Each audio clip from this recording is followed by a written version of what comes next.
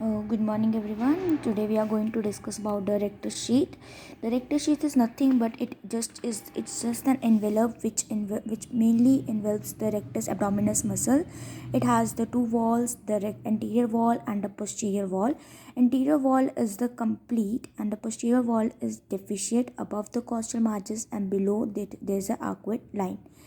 The anterior wall mainly it is present along the length of the rectus abdominis muscle only, and it is joined with it by the tendinous intersections which are present between the rectus abdominis muscle and the posterior wall. As I have told, it is deficient.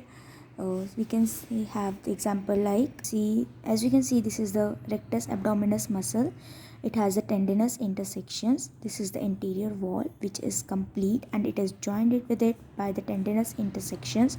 The posterior wall which is incomplete, it is means to say we can say it is present in three parts. First of all, there is costal margins, then this is a posterior wall present, then it is absent below the arcuate line. Okay, what is arcuate line? It is nothing but it is just the midway between the umbilicus and the pubic symphysis. Here is the pubic symphysis. Okay, so this is the fifth, sixth and seventh costal cartilages and this is the posterior wall. Now we can have this with the look of the diagram. This is the rectus abdominis. We can study the formation of rectus sheath in three parts. First is in the costal margins way, then it is the intermediate part, and it is in the below the we can say the arcuate line or between the arcuate line. This is the costal margin part which has the rectus abdominis muscle. It has the anterior wall formed by the only external oblique muscles aponeurosis. This is a xiphoid process, and posteriorly it has the fifth, sixth and seventh costal cartilages. Then intermediate one, we have the rectus abdominis. Then we have the internal oblique muscle which has the two laminas, anterior and the posterior lamina. Anterior wall is formed by the external oblique aponeurosis, the internal oblique superior lamina, and the posterior wall is formed by the posterior lamina of the internal oblique, the transverse abdominis muscle, and the fascia transversalis, which these three aponeuroses join to form the linea alba. Then we have the arcuate line one part. Here it is the rectus abdominis muscle.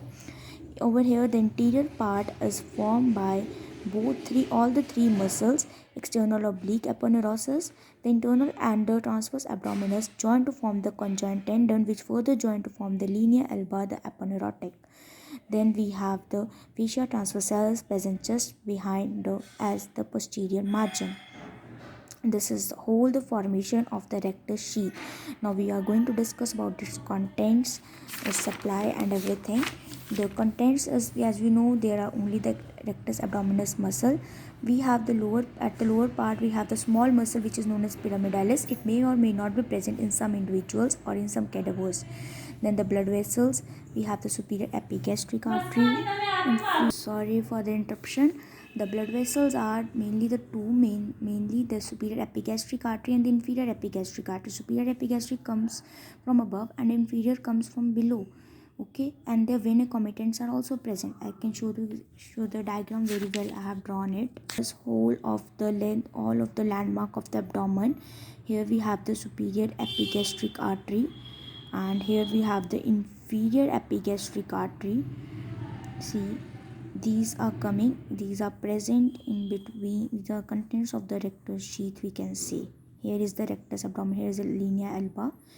Okay, here we have the transverse abdominis muscle, rectus abdominis muscle with the rectus sheath present. Okay, then we have to discuss about the nerve supply. It is a lower six thoracic nerves. And what is the function of the rectus sheath? It's very important. It strengthens the rectus abdominis muscle. As we bend forward, the muscle otherwise would come forward, but it prevents it. As we do muscle flexion, we do now of the vertebral column, so it prevents its forward bending. Okay, it strengthens the rectus abdominis muscle. This is all about the rectus sheath. Next we will do tomorrow. Okay, thank you.